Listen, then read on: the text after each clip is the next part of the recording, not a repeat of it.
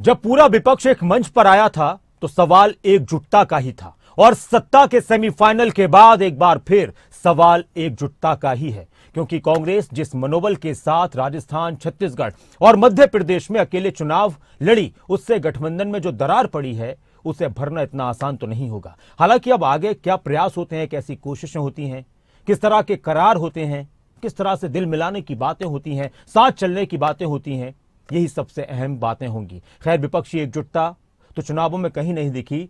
अब बीजेपी की तरफ से लगातार इंडिया गठबंधन, या बीजेपी की भाषा में कहें तो इंडी गठबंधन और घमंडिया गठबंधन के अस्तित्व और फ्यूचर पर सवाल उठाए जा रहे हैं।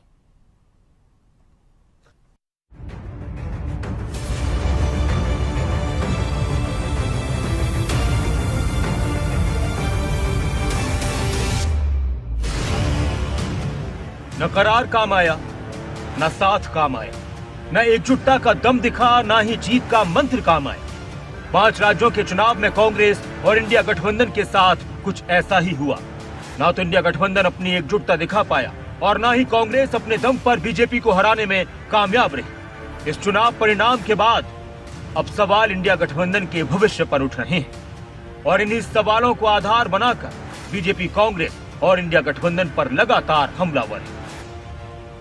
से जो कल कह रहे हैं, कल तक मध्य प्रदेश के चुनाव में जो व्यक्ति कह रहे थे कांग्रेस चालू पार्टी है, अब लोकसभा के चुनाव में कैसे कहेंगे कांग्रेस अच्छी पार्टी है?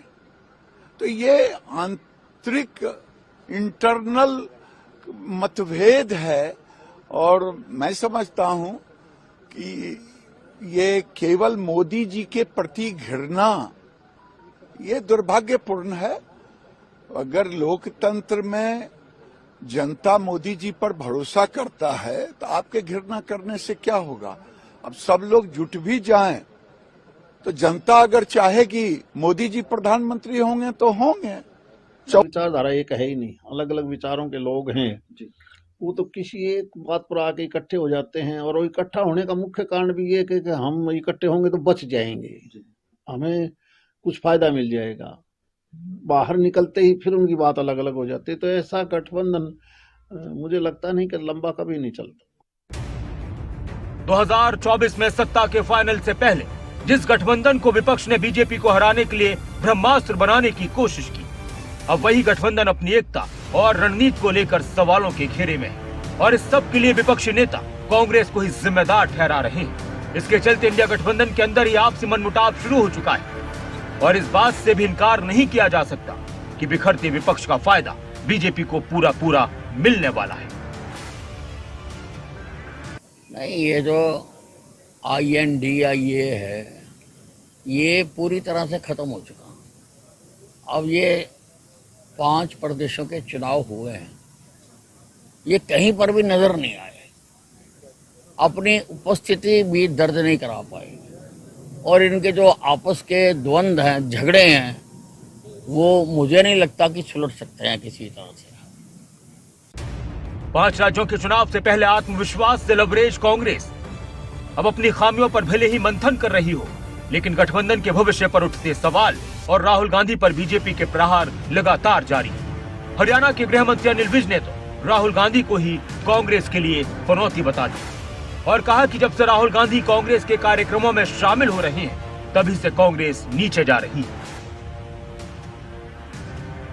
नहीं, ये तो मैंने पहले भी कहा है कि ये राहुल गांधी कांग्रेस के लिए पनौती है और ये जहां जाता है कांग्रेस को नुकसान होता है और जिस दिन से ये सक्रिय रूप से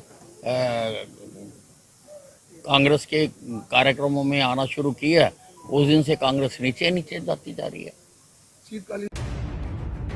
बहरहाल 2024 का चुनावी रण अभी दूर है, लेकिन फिलहाल विपक्ष बीजेपी के आगे असहाय और मजबूर नजर आ रहा है। मोदी मैजिक के आगे हर बार कांग्रेस को हार की ऐसी पटखनी मिलती है कि इंडिया गठबंधन के नेताओं का ही विश्वास कांग्रेस के नेतृत्व से उठता जाता है और इस बार भी हाल कुछ यही है। ऐसे में अब देखना होगा कि विपक्षी गठबंधन की डूबती नैया क्या पार लग पाएगी। क्या विपक्षी गठबंधन की जिस एकता को लेकर और जिस रणनीति को लेकर फिलहाल बहुत सारे सवाल उठ रहे हैं, क्या इन तमाम सवालों के जवाब मजबूती से इंडिया गठबंधन दे पाएगा, या फिर इंडिया गठबंधन सिर्फ इतिहास के पन्नों में ही सिमट कर रह जाएगा और आगे नहीं बढ़ पाएगा? न्यूज डेस्क, खबर अभी तक।